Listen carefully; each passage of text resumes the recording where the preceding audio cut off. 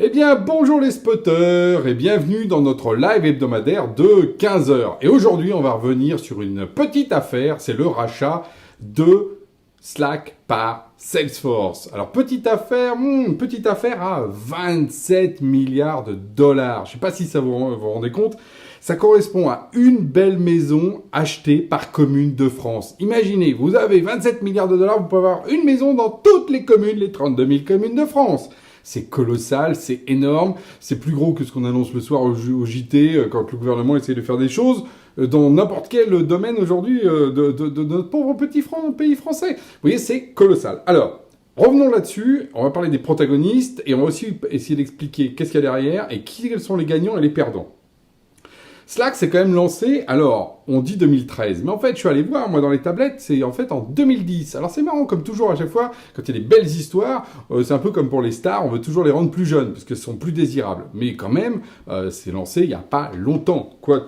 Donc, lancé en 2010 par Stewart Butterfield, qui est en fait l'ex-fondateur et qui avait revendu sa boîte Flickr, vous savez, le truc de photos, à Yahoo. Pour 25 millions de dollars. Wow. Il est passé du million au milliard, Stewart Butterfield. Alors lui, il fait un par mille, c'est juste, et là on voit effectivement le CEO fondateur de dingue.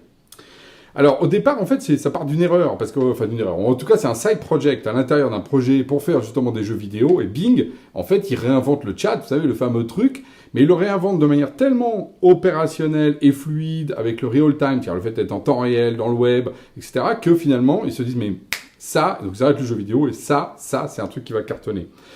Parce que qu'est-ce qu'ils ont comme intuition? C'est que finalement, dans ce monde de techie, on revient au clavier, qui est quand même le meilleur moyen pour aller vite, et puis on va faire des conversations, par contre, c'est un peu une espèce de WhatsApp avant l'heure, messagerie d'équipe, en intégrant justement les outils externes et en faisant par exemple que toutes les informations arrivent au niveau de Slack. C'est ça leur grande force, l'intégration du chat, donc du chatbot qui est finalement le représentant du système externe et des applications. Voilà, c'est cette trilogie-là avec évidemment une exécution vraiment magnifique. Enfin, moi, c'est là que je dis bravo parce que depuis le début, on se dit que c'est une boîte vraiment incroyable dans sa réalisation.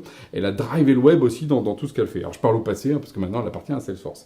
Et alors, quand on prend les chiffres, je vais vous donner les chiffres pour les chiffres du loto. 5, 10, 43, 110, 170, 208, 412, 427, ce sont les millions de dollars qu'ils ont levés. Ils ont fait 1, 2, 3, 4, plus de 9 levées avant d'arriver en bourse. Ça représente pratiquement 1,5 milliard, alors voilà, en tout. Et donc, ils ont levé, on a compte pour arriver à cette boîte-là, 1,5 milliard qui a été levé pour ensuite être introduit en bourse et devenir la boîte aujourd'hui qu'on sait. L'année dernière, par exemple, ils ont fait un peu moins de 900 millions de dollars de chiffre d'affaires.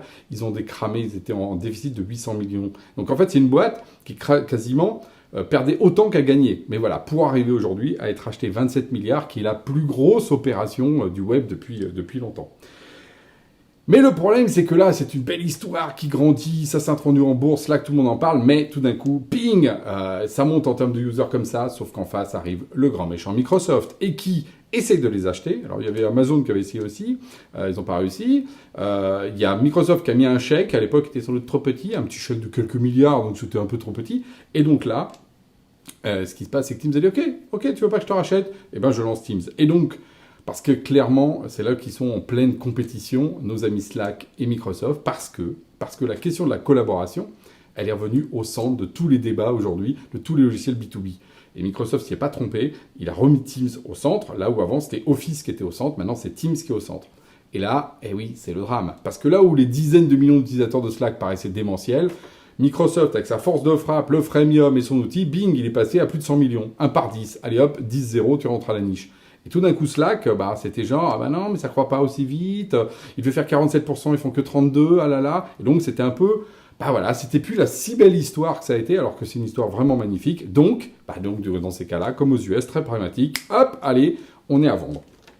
Et donc, il y avait donc des acheteurs, et celui qui s'est positionné, et c'est ça qui est vachement intéressant, je trouve, dans l'histoire, c'est Salesforce. Et oui, Salesforce, qu'on connaît un peu moins dans le grand public. Pourquoi? Parce que lui, il fait des logiciels B2B. Alors lui, il vient carrément du siècle précédent. Marc Benioff, le fondateur, qui vient d'Oracle, et qui a vu très très très tôt que le SaaS, donc les outils dans le cloud, allait être l'avenir. Et donc aujourd'hui, c'est une des boîtes les plus en vue justement de la vallée, avec justement cette logique de faire ce qu'on appelle le CRM, voilà, la gestion des clients, des pipes, etc., mais aussi les factures, mais aussi toute la partie justement de la gestion de la relation client. Puis ils ont racheté des boîtes dans le marketing, et puis dans le marketing automation. Et partout, finalement, aujourd'hui, le CRM ne prend que 29% de leur chiffre d'affaires, hein, qui est de l'ordre de 17 milliards.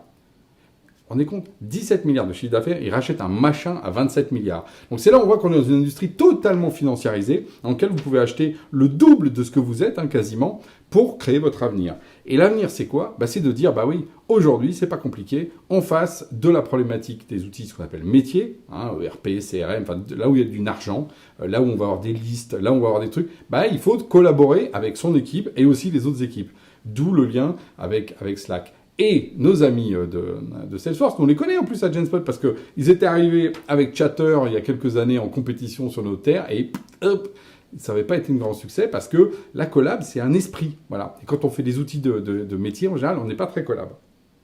Donc, en faisant ça, là pour le coup, c'est clair, ils ont en ligne de mire tonton Microsoft en se disant, là maintenant, on a la panoplie complète qui va justement de la partie métier jusqu'à la partie collaboration pour aller attaquer ce que fait Microsoft. Parce que Microsoft, c'est aussi Office, mais c'est aussi Dynamics, la partie justement CRM, etc., qu'ils ont depuis très longtemps et sur lesquels ils ont des très forts taux de croissance. Donc voilà, le paysage, il est posé. C'est un combat de géants. C'est pour ça que je voulais vraiment en faire un live, parce que ça mérite un changement dans le marché. Et moi, je vais vous dire, je retiens trois éléments dont on va parler. Première chose, rappelez quand même de quoi on parle. Aujourd'hui, un Microsoft, je reviens sur lui, quand il vend sur 365, il a des prix à 15-20 $ de l'utilisateur par mois.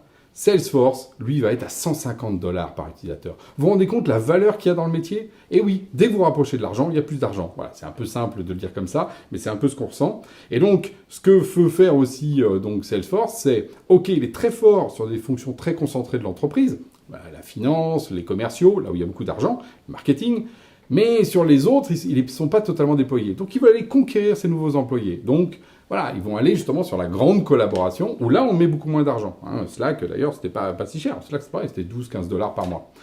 Donc, on voit bien ça. Comment va se faire ça? Donc, on a une problématique de pricing. On risque d'avoir un rééquilibrage de prix, c'est-à-dire Salesforce et tous les outils ERM vont être obligés de baisser leur prix parce qu'ils ne pourront pas inonder tout le monde à 150 $ par mois. Enfin, je ne pense pas. Et d'un autre côté, les Microsoft, Collab et tout ce monde-là vont avoir une augmentation des prix. Donc, on va avoir une augmentation générale des prix du SaaS.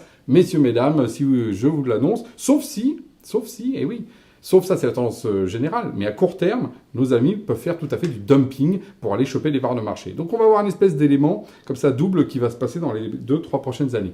Voilà la première chose, je voulais quand même parler de prix parce que c'est quand même important ce qu'on paye. Deuxième chose, il y a des grands perdants dans cette affaire-là. Et oui, les grands perdants sont, dans l'ordre d'apparition à l'écran, Google, totalement cornerisé. Aujourd'hui, Google n'arrive pas à rentrer dans le B2B pour faire énormément d'argent avec le cloud. Il est celui qui fait de la pub et il est celui qui est du coup en risque de démantèlement et de problématiques de procès, comme Facebook.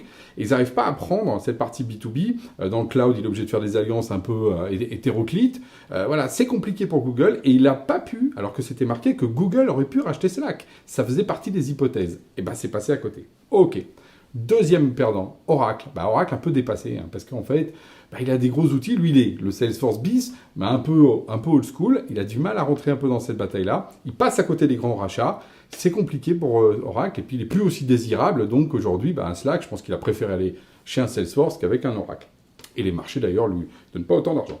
Et le troisième, c'est IBM. Alors lui, c'est foudroyé. D'ailleurs, même en France, là, ils vont supprimer, je crois, pratiquement un quart ou la moitié du personnel. C'est terrible d'ailleurs pour ça. IBM, la grand-mère de tout le monde dans le numérique, là, qui n'arrive pas à reprendre, en fait, une nouvelle stratégie. Bon, là, qui se resserre justement autour de l'open source, autour des outils, du big data. Enfin, on verra. Moi, je dis pas que IBM est fini. J'ai juste que là, sur cette partie-là, IBM est vraiment foudroyé, alors que IBM, il y a encore 4-5 ans, dans le domaine de la collaboration, était dominant.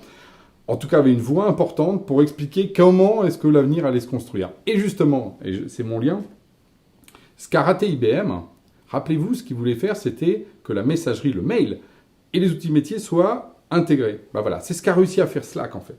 Et toute la problématique d'hypothèse, et on va voir ça, c'est l'hypothèse Slack, c'est de dire, Bon, la collab, elle commence justement par le chat. Donc, on part des outils métiers qui amènent de l'information à des gens qui très vite vont passer la balle à d'autres. Voilà, ça c'est la vision Slack. On a plein de connecteurs et ça va très bien à Salesforce qui va pouvoir connecter et utiliser d'ailleurs Slack comme interface première pour les utilisateurs. Première logique, c'est de dire le métier dirige, le collab n'est qu'un passeur. On passe, voilà. L'autre vision, celle que pousse plutôt Microsoft, c'est non, la collab c'est le portail. Le centre, c'est Teams. Le centre, c'est la collaboration. Et autour, on met des onglets de métier et c'est à partir de là que ça se passe. Donc, vous voyez, on a deux approches totalement différentes qui d'ailleurs sont un peu orthogonales. L'une ne peut pas aller avec l'autre. L'une est quand même plus techie, celle qu'amène Slack, mais qui est plus moderne. L'autre est qui est plus old school avec des interfaces qu'amène Microsoft.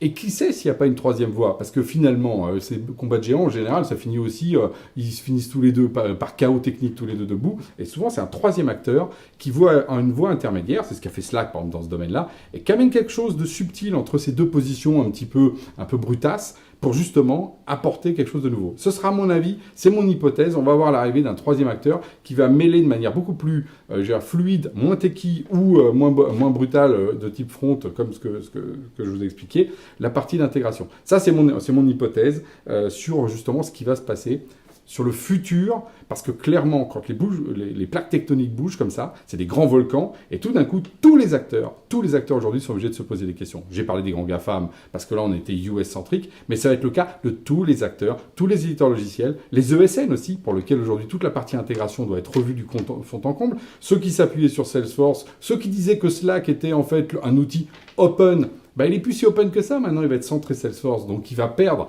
sa virginité justement et sa liberté, donc qui le remplacera là-dessus? Voilà, le monde évolue à une vitesse de dingue, et les montants en jeu donnent juste le fait de la place de la collaboration aujourd'hui dans l'univers numérique.